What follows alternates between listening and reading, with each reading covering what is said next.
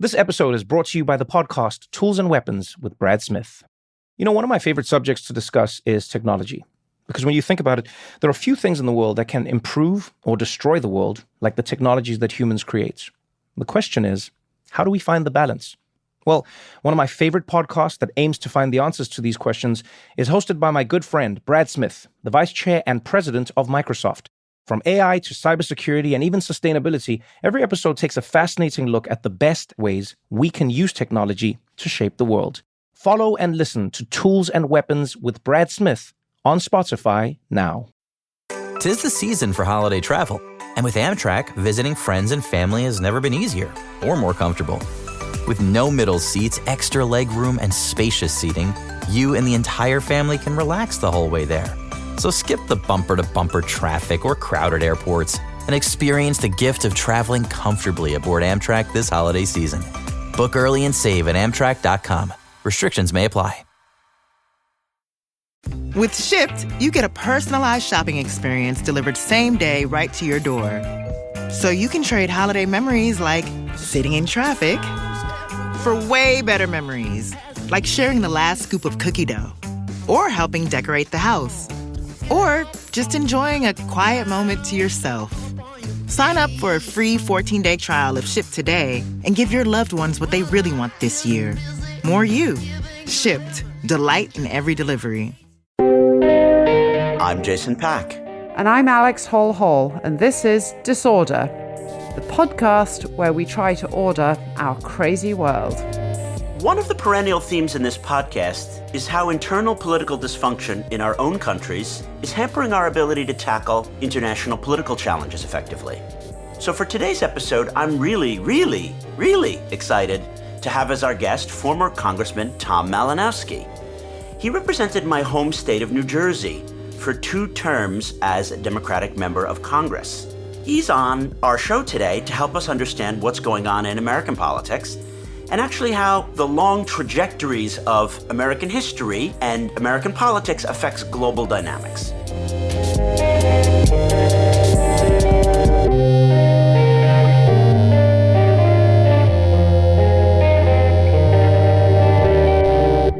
One of the things that came out in the interview with Tom was how he sees America's role in the world and how he sees American history at this moment relative to our past. And his view was surprising to me. He's seen America as always divided and pulled apart by profound conflicts, but that justice and internationalism barely managed to win at different times, like during the Civil War or in combating the know-nothings or after we had our isolationist moment after World War I. I understand Tom's case, but my case is as follows.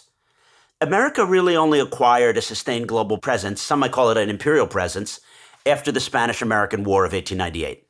And it was really that moment that kicked us into global ordering. So to cite Robert Kagan's magisterial work, The Ghost at the Feast, America and the Collapse of World Order, his main argument there is that America belatedly discovered its international power because it had a huge amount of power in the late 19th century. It just didn't realize it.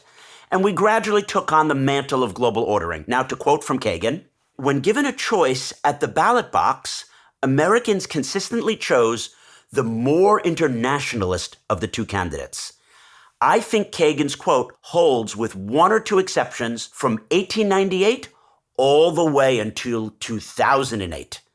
But then it fails to hold because when Obama won in 2008 and 2012, he was the less internationalist of the candidates.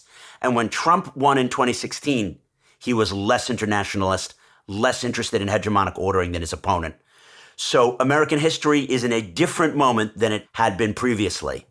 I've also read Robert Kagan's magisterial work, The Ghost at the Feast, which you cite. And what came through for me is he is trying to make the case that America needs to remain engaged on the world stage. But what I read in his book is that there have always been battles in the US political system, and it's only reluctantly that the US has kept on having to intervene. It's not that there has been overwhelming domestic support and they always supported international engagement. It was the president of America, the very first president, George Washington, who I believe said we need to be wary of foreign entanglements. And that is the American psyche. They don't want to be the world's policeman. It is events that pull them into that role time and again. Look at what's happening in the Middle East.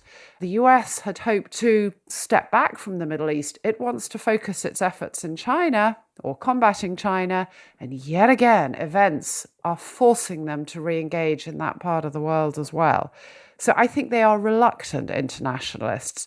This is why this is such a fascinating debate. So I'm making the point about elite consensus and policy moving in one direction and now reversing and going in the other. What I find exciting and refreshing and stimulating about a chat with an experienced policymaker like Tom Malinowski is that he and I can both have history degrees and both having studied these topics, but we can profoundly read history differently, draw different arguments. And I think listeners are going to enjoy our agreeable disagreement a bit later in the show because in a way it coalesces what I'm about. The reason that I created this show, Alex, is I have a view, and it may be wrong, and I'm 100% sure it's not provable. This is not a scientific view. It is a subjective thing that I experienced of how our historic era differs from previous ones that I had lived in American history and that I had read about in Anglo-American global hegemony, that we've changed. Well, I was going to refer to the moment soon after 9/11 when the then Prime Minister, Tony Blair, addressed a joint session of Congress, and I happened to be given an opportunity to attend that session. And I have never forgotten that moment in the aftermath of this appalling terrorist attack, where Tony Blair says to the American politicians assembled there, "No one wants to be the world's policeman. I know you don't want to be the world's policeman, but it's your job to do." And America remains the indispensable nation. So let's turn to our guest for today, former Congressman Tom Malinowski. I couldn't resist starting our interview with Tom by asking him about why he decided to arrive by zip line into his lovely wedding last year, and whether that was a metaphor for his attitude to politics as a whole. Is politics another adrenaline-filled arena where you need to be ready to take risks to survive?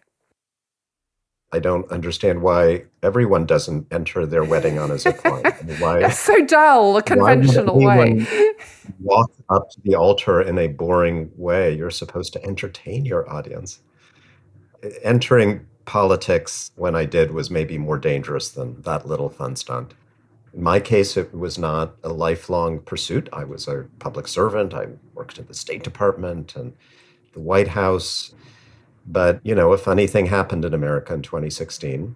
We elected somebody somewhat untraditional to the White House, and I felt like something needed to be done to keep our democracy going. And I wanted to be effective. I decided there was nothing more effective I can do than to try to shift control of our House of Representatives so that Trump could be held in check and held accountable.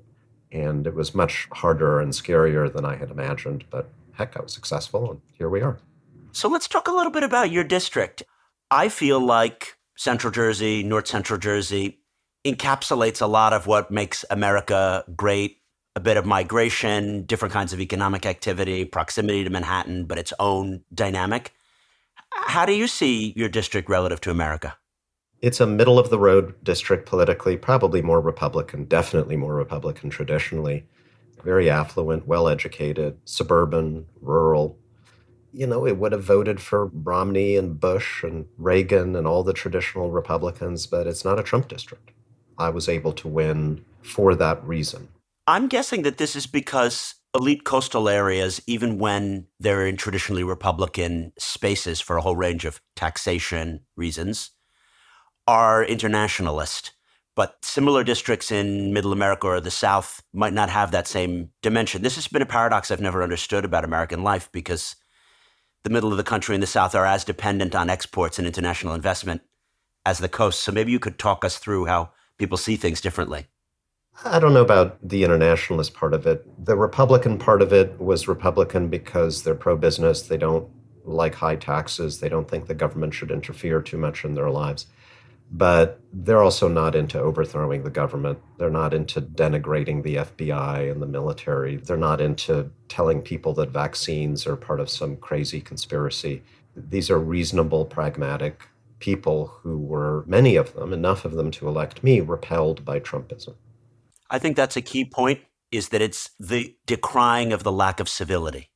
I think that without this civility, our institutions don't function, because you don't really have checks and balances if you don't have the culture to enforce them. So maybe you could shed some light on the smear tactics that you faced and how politics has gotten dirtier. What can we do to restore civility and a culture of fair play to our civic discourse? In my first race in 2018, the other side ran ads accusing me of being soft on terrorists. In my second race, I was allegedly soft on pedophiles.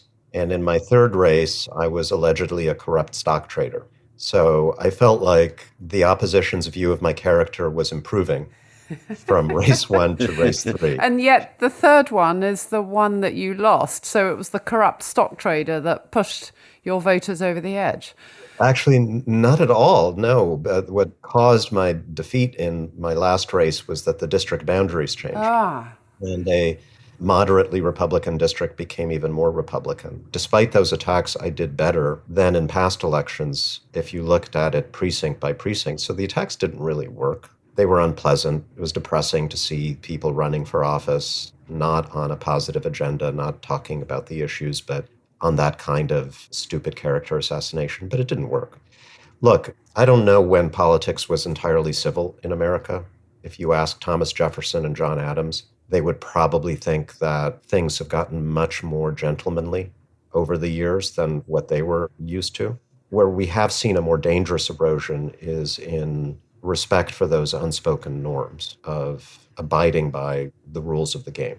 There's no set of laws that can be written that can guarantee respect for democratic rules. If you elect the right people who are unscrupulous and stuff the courts with people who support you, eventually you can use the rules to break all the rules.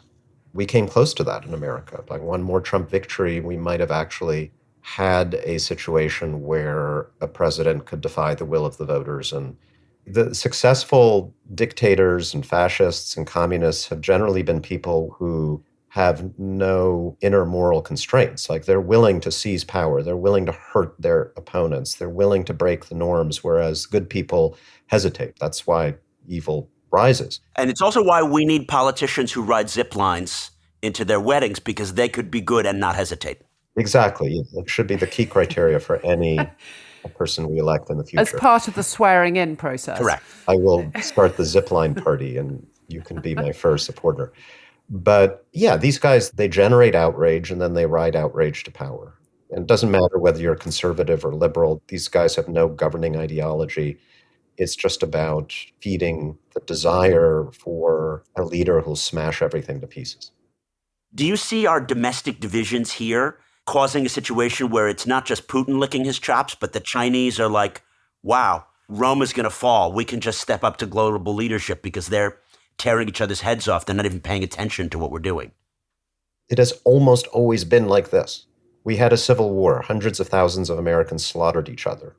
We had mass terrorism in the South following the Civil War and a failed Reconstruction that also divided America, I think, much more than anything we're experiencing today. We had the Ku Klux Klan not just rampaging across the South, but in my genteel northern New Jersey congressional district, having cross-burning rallies in the 1920s and 1930s to protest immigration in America. We had McCarthyism, people destroying each other's lives and careers over false accusations of disloyalty and communism. We had a civil rights movement that divided America, and Richard Nixon running and winning the presidency on a similarly divisive platform in 68 and 72. I could go on and on and on. One of my favorite quotes is from Lincoln at the end of the Civil War. It's the last weeks of the war, and he's out on the front lines in Virginia, sitting around a campfire with his aides, and somebody asks him, Mr. Lincoln, did you ever think at any point in the war that the Union would lose? And he said, no. I always thought that there was just enough virtue in the Republic to save it. Sometimes none to spare, but enough to meet the emergency. And I think that's been the story of our country. There's always just barely enough virtue to save the Republic. And that doesn't mean that it'll never fall. We have to be constantly terrified that that might happen, because that's what gets people to come out to the polls when they absolutely have to elect a Joe Biden over Donald Trump by 1 or 2 percentage points. But somehow we've been able to do it again and again and again. If I'm China, if I'm Russia, if I would be scared of a country that has the capacity to do that again and again and again over more than 200 years. We have a very different view of American history, I guess, Tom, and that's, I think, something which is worth clarifying for our listeners. I see those struggles that you sketched as just domestic issues that did not affect the elite consensus about foreign policy.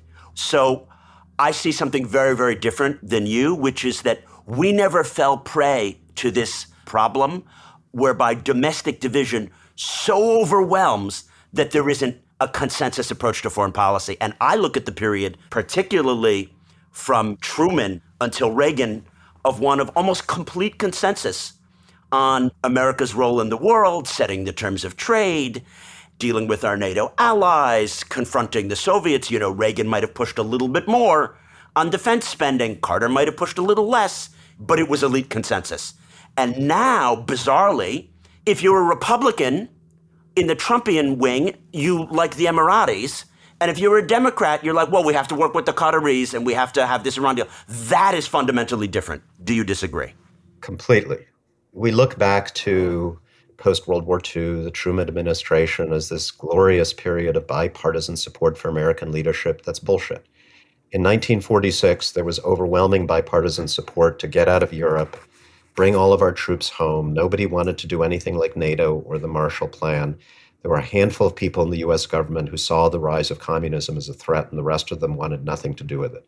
We were forced back into global leadership by the Soviet bomb and the invasion of Korea and things that were just so terrible that we couldn't ignore them.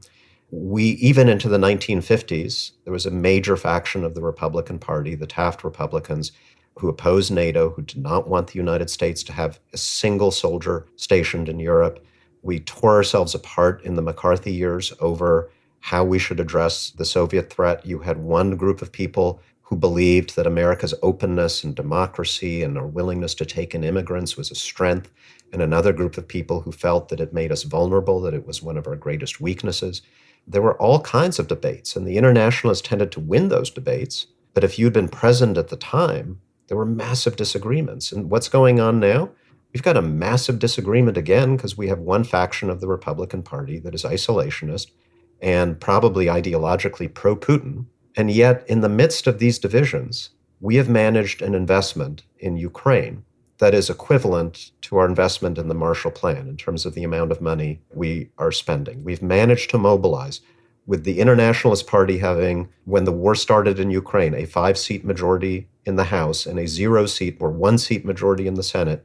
We managed to spend over $100 billion to help a country in Eastern Europe fend off an invasion by an authoritarian power. So I think it's a story of just enough virtue triumphing in a debate that has been raging in America since the dawn of our country.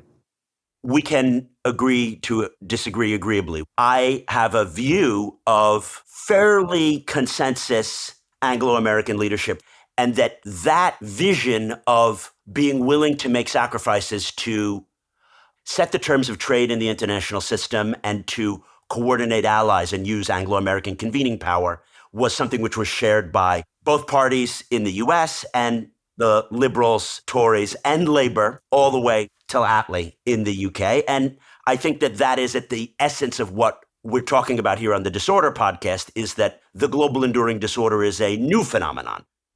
So it's been very interesting listening to both of you debating about whether America's always been a mess or is particularly messy today.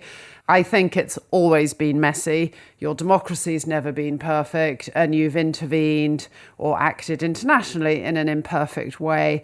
But I certainly hold to the view that America remains the indispensable nation. And no matter how badly you do things, I look at most other countries around the world and think they probably would do it worse. They neither have the leverage nor the presence or the sustainability that America has had. We're conducting this interview when we don't yet know what's going to transpire in the Middle East. How do you think the US is going to handle this moment? There's been backlashes that after 9/11, America engaged and went into Afghanistan and into Iraq. Then it retrenched. There was a worry they'd got it wrong. There was then caution over Syria. So how do you see things, this sort of political dysfunction playing out internationally right now? This is very much an example of what we all agree on, which is that the United States is the indispensable nation. Every party in the Middle East looks to the United States right now. The Biden administration, I think, is trying to strike the appropriate balance. That is to support Israel in its legitimate right to self-defense after a horrific terrorist attack, and then to use that influence to try to persuade a very unstable and divided Israeli leadership to respond in a way that's consistent with the values that we're fighting for everywhere. There has to be some consistency, for example, between how we talk to Israel about protection of civilian life in Gaza and how we talk about what Putin is doing in Ukraine. You can't say that destroying apartment buildings in one place is bad, but in the other place it's justified. And I think the Biden administration understands the need to do that. They will be criticized by critics on both sides, but I think it's a balancing act. I do think that their goal is the right one, to try to make sure that the Hamas threat is eliminated, but the rights of the Palestinians, including the immediate imperative to protect the lives of civilians in Gaza, is also part of the equation. What is it that gives courage to people like the Russian opposition politician Vladimir Kara-Murza, who flew back to Moscow having criticized the Putin regime very strongly for its invasion of Ukraine, and he flew back in like Alexei Navalny, knowing he was going to be arrested. And you and I have both worked on Burma, particularly, have a close affiliation with that country. What is it that gives these individuals like Aung San Suu Kyi or Vladimir Kara-Murza the courage to keep fighting and facing arrest? There are people in the world who say that something should be done. And then there are people in the world who say something should be done, and I guess I'm the one who has to do it because nobody else will. Yes, it takes courage. Sometimes it takes a little bit of ego, too. Yeah. This belief that only I can play this role, and that's okay. But it's incredibly important to have such leaders. Burma, Aung San Suu Kyi turned out to be a flawed heroine. Because of her issues on the Rohingya, right? And many others. Yeah. But during the period when the Burmese people were struggling against all odds, it was incredibly important for that struggle to be personified, to have a leader to whom they could look, a leader who could convince the world that there was an alternative. It's incredibly important for Russia to have such leaders because we are all tempted, many people are tempted to look at Russia under Putin and to say there's no alternative. The problem is so deeply rooted in Russian history and culture that even if Putin were to go, the alternative would be just as bad or worse. And let's admit there are strong arguments on that side as well. But the existence of people like our friend Vladimir Kara-Murza and Navalny and so many other maybe less well-known heroes who have struggled against the Putin regime gives all of us hope that a different Russia, a better Russia is possible. And if we don't have that hope, we're not going to work for it. If you had a magic wand and could pull out of the hat something that your government could do or the Western world could do or should be doing, what would it be? Should we be doing more internationally, or do we need to start by focusing and getting ourselves in order back at home? What do we need to be doing? We've talked a lot about what has changed and what hasn't changed. but there are some things that are new. And one of them is how people around the world get information about their world. 20 years ago, 30 years ago, most Americans, and I assume it's the same in the UK and Europe, we got our news at 7 p.m. from half-hour-long newscasts that were edited, moderated, presented by responsible journalists who tried to tell us what was important and what was true. And then we all went back to arguing about everything, but we argued from the same set of facts. And that's totally changed in the last 10 to 20 years. The fact that we now get most of our information mediated through Facebook and Instagram and TikTok and Twitter, which are platforms that are consciously designed, specifically designed to divide us and to intensify our worst, basest emotions, our anger, our fear, our hatred of the other, because that's what keeps us glued to our screens the longest. So if you're a conservative Republican in the United States, you are just going to be flooded, bombarded with information that makes you hate liberals even more than you already do. And if you're a liberal Democrat, the same thing happens. And there's no way, for example, in the United States, under our current laws, to hold our social media companies accountable for this. The EU is trying in ways that are a little bit clumsy, but at least they're trying. In episode 2 with Asha Rangappa, a former FBI agent and now a CNN analyst, we spoke a lot about the algorithms that promote extreme content and why those algorithms polarize. But she has the novel view as a lawyer, and I'm not a lawyer, Tom. I don't know this to be true, but I take her word for it, which is that there is American legal precedent which could be used to both tax and regulate those industries as sin industries, like was done with big tobacco. And the ability exists for class action lawsuits from a bottom-up perspective and legislative issues from a congressional perspective, drawing on pre-existing law. It's just that it's not been done. It's not that we don't have the legal infrastructure. Yeah, sure. We could do a lot of things. There is a law that in the United States that protects online platforms from lawsuits. If you libel me on Facebook, I can sue you, but I can't sue Facebook. Right, and it makes them not publishers, and it's insane relative to when you write a book in the UK and you get sued and they take out stuff. It's crazy. Yeah, and it made sense when they were the equivalent of online community bulletin boards, when they were just providing a space for all of us to post stuff, and holding them accountable for our crazy rantings would not have made sense.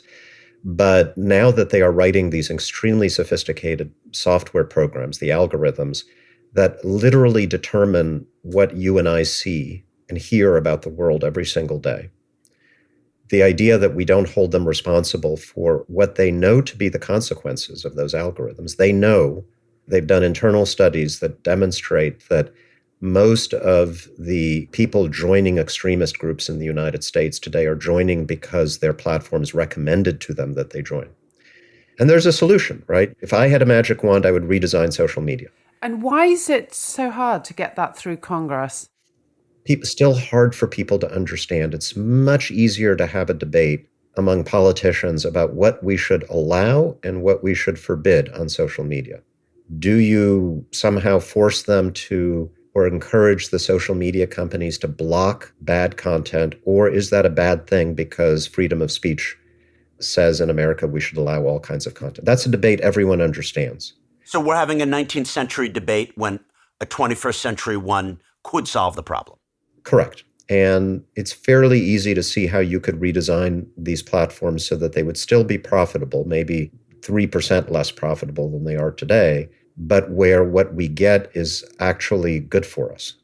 Facebook did an amazing experiment a few years ago where they took an experimental subgroup of their users and asked them, rate every post you see on your newsfeed as being either good for the world or bad for the world. And so people went good, bad, bad, good, bad, good, bad, good, bad. And the algorithm learned from that and gave them a new newsfeed, which was much nicer. It was legitimate news sources. It was family photo albums. It was cute puppy videos. It was less disinformation. But engagement, the amount of time that those people spent on the platform, very slightly declined. And so the Facebook didn't use this. So, whether you're an EU regulator or an American member of Congress, you've got to be thinking about how do you change the incentive structure so that the big platforms do exactly that. That would be my one thing if I had a magic wand. Well, I want to ask you about the construction on I-95 getting to Washington. It's been such a mess for so long, Tom. This is why I love being a member of Congress from New Jersey, because it would always come back to this kind of conversation. And if only this was what we were arguing about as Americans right now, I'd be worried about a lot less. What can be done? We had about 50 years of disinvestment in infrastructure in the United States, which we only recently began to reverse. We've still got a long way to go because, among other things, we don't have a mass transit system in the United States that can absorb the growing demand for people to get from one place to another. One of the interesting debates in transportation is, do we spend money adding lanes to highways or building trains? As it turns out, as expensive it is to build high-speed rail in the United States, it's actually more expensive per passenger mile to add capacity to highways. And we have found that if you add capacity to highways, it doesn't actually reduce traffic. It just encourages more people to drive. Yeah, more people. It's called induced demand. More people will drive on that highway if you add a lane to it eventually. But why is Amtrak so expensive? Why is it that we can't have a European level of price so that people will actually go from New York, New Jersey to DC on Amtrak? It's a catch-22, right? You need to provide better service for people to want to ride. But until you do, people don't want to ride. And so you're not making enough money to justify expanding or improving the service. So there has to be a bit of a leap of faith. Like if you talk to the vast majority of my former colleagues from Texas and New Mexico and Nebraska, they've never seen a train. They say, well, my constituents wouldn't want to ride a train.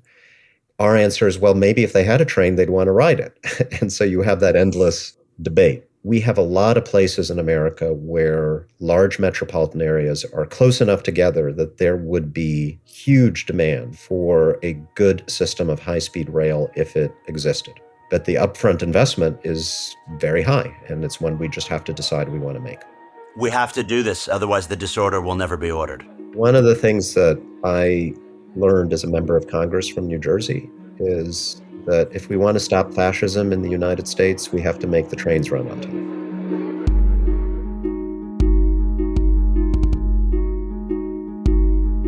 We're going to take a short break now, but when we come back, we'll be reflecting on what Tom's told us to think about how we can order the disorder.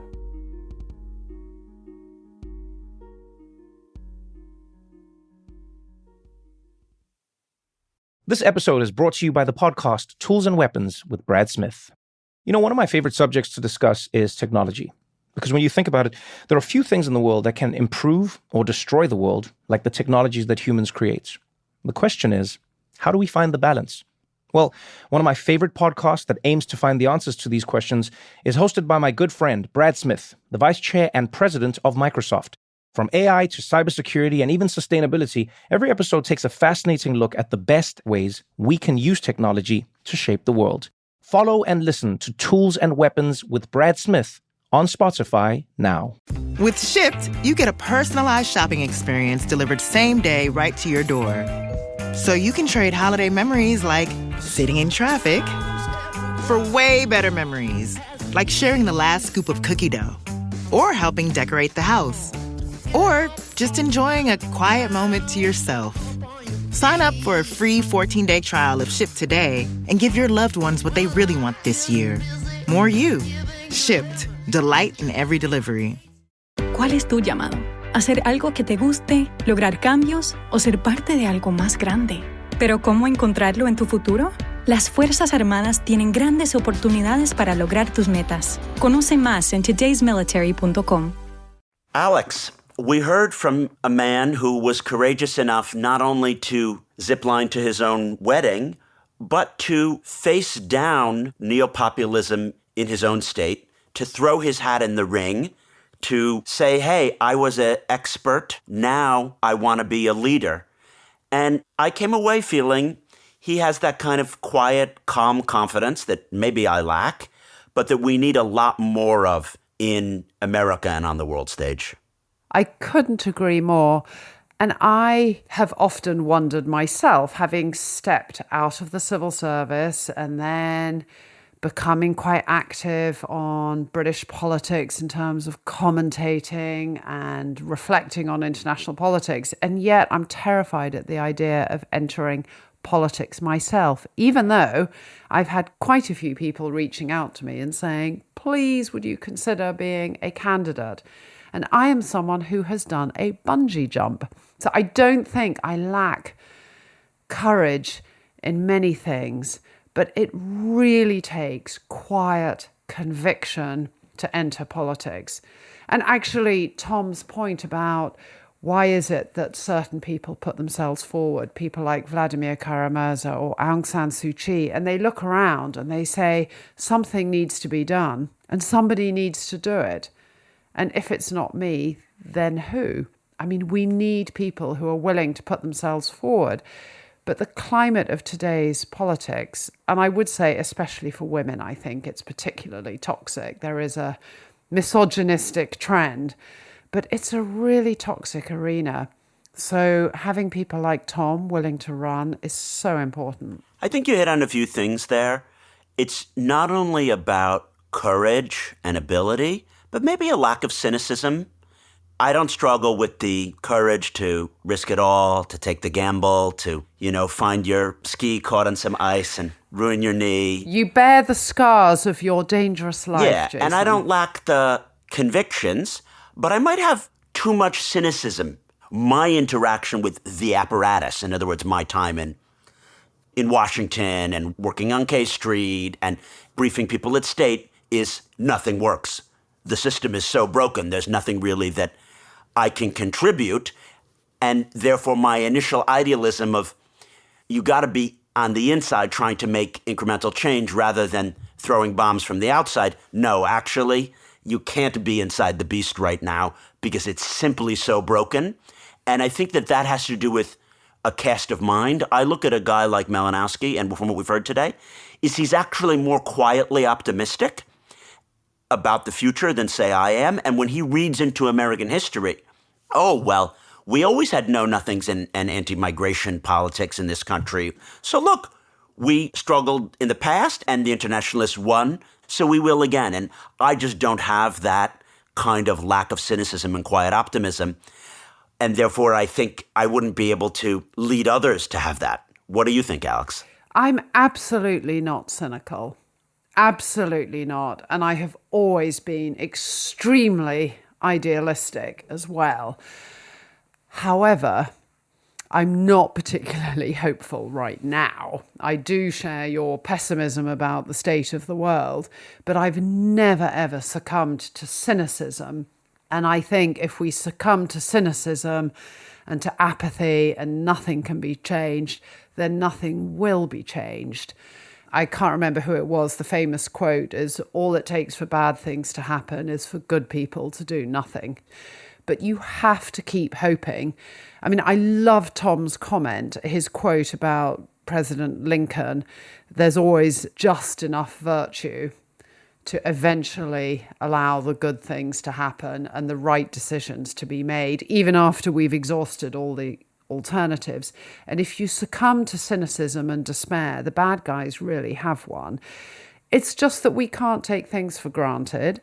And I think one of the problems we've had in the UK is complacency about our system. I think many people are disillusioned by what's happened in the last 6 years in the UK and the state of our politics. But there still is a little bit of an exceptionalist mindset. And, but look at those crazy French, or look at the Italians. And it's like, are you serious? Look at this discussion we've just been having about roads and railways and healthcare systems. Actually, the Europeans do some things much better than us, and we could learn from them.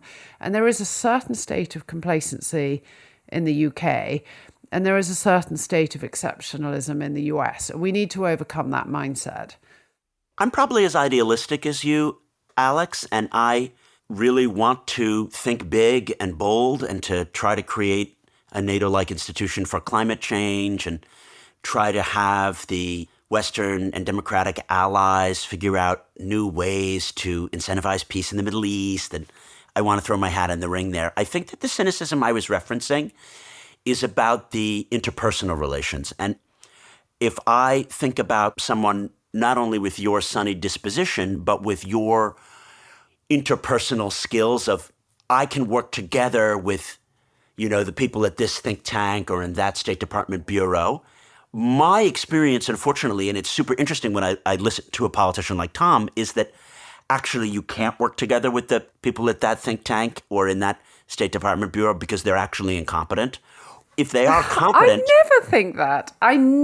No, but that's based on experience. I didn't think that until I did it. Do you know what I mean? When I was wet behind the ears and leaving my Fulbright in Syria to do my internship at the State Department in Muscat and Oman, I was like, wow, this is great. Do you know what I mean? This is a major embassy, and we have this public relations department, and we have this. And then I began to work with people, and I'm like, well, actually, inside the beast, the very natures of the institutions can't function. That's the part of the enduring disorder, you know what I mean? And an interesting bit about, say, how you and Tom, having been career diplomats and advised politicians more from the inside rather than the way I've done it from the outside, is that you have more of a faith that the institutions can be fixed and corrected, which I lack. I do have faith, and I have direct experience of making a difference. Even as a very junior diplomat, I remember making a case for why we should not continue to give aid to camps run by the Khmer Rouge in Thailand, Cambodian refugee camps. And I won that argument. I have an experience of persuading the Foreign Office that we should give aid to Burmese refugees seeking sanctuary in Thailand, and I won that case. I have experience of persuading the Thai foreign minister to let those Burmese refugees stay. I think you can make a difference, but you have to care enough to sustain the effort and to engage and engage and engage. And what really worries me is when people say, well, everybody are morons and everybody's useless and everybody's corrupt and we're not going to try. It is hard, but you can make a difference. I did a lot of research for my doctorate in the archive at Kew. That's the National Archives in Britain. And you would read the way that things were minuted. When you took over the post, you could see policy essentially from Palmerston to Lord Salisbury to the president on a topic. And now, when you become the econ officer at the U.S. Embassy to Libya based in Tunis, the Libyan External Office, you don't get a dossier with what all the American companies are doing. You don't get an overview of how the electricity sector in Libya relates to the oil sector. There's essentially no onboarding notes at all. And you're like, okay, you're in the job. Respond to this firefight. There's a trade mission that we have to do, with no sense of the historical perspective of what was the Gaddafian economy, what was the whatever. And that's what I'm getting at, is that I don't think our institutions work the ways that they should. And if Malinowski was made supreme poobah of the West for a day, which I would love, I think that he would want us to see things in a longer durée, to collate expert opinion and to have more root and branch reform so that we could build those railroads, so that we could make 20-year investments that we're not going to, necessarily benefit before the next electoral cycle. But it's really difficult for a far-sighted individual like him to get power in our current rabble-rousing, what have you done for me lately, how can you win arguments online? So although I want to make him Grand Poobah for a day, I don't know how he rises to prominence or how we get more Malinowskis into politics. Alex, let's close this episode with that. What can we do to get more people like Tom to lead us? Exactly. We should have a zipline competition and see, who can recite Thucydides in the ancient Greek while ziplining into the congressional tryouts, and whoever gets it wins, and he's appointed immediately. That's how it should be. Yeah, Jason, I'm not sure that's 100% a good idea. Somebody who can survive on a zip line while quoting Greek or Latin writers, That sounds very much like Boris Johnson, and we do not need another leader like him. So I think we keep the ziplining to showmen, and we keep the politics to serious thinkers like Tom. Just before we go, I want to flag up that in a couple of weeks' time, we're going to be joined in the Disorder podcast by Laura Thornton, Senior Vice President for Democracy at the German Marshall Fund, who has the answer to Tom's wish for a magic wand to tackle disinformation and the algorithms of social media that push material that divides us rather than unites and strengthens our democracy. Tap follow right now and you'll get every one of our new episodes as they come out. You can find us on social media, and you don't even need a polarizing algorithm. You just need to search at Disorder Show. You can read more about today's topic by visiting our show notes. And our wonderful producer who makes order out of our episodes is George McDonagh. Our executive producer is Neil Fearn. Thanks so much for listening, and we hope you have an orderly week.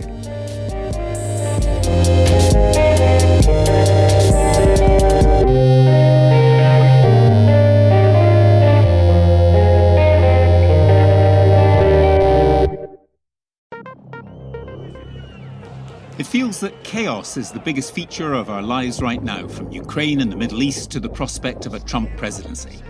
I'm Gavin Esler, and over the past few decades, I've covered some of the biggest news stories which have shaped our world. Now, in a new weekly podcast, I'll be disentangling the threads of a new age of conflict and chaos. The name of this podcast, This Is Not a Drill.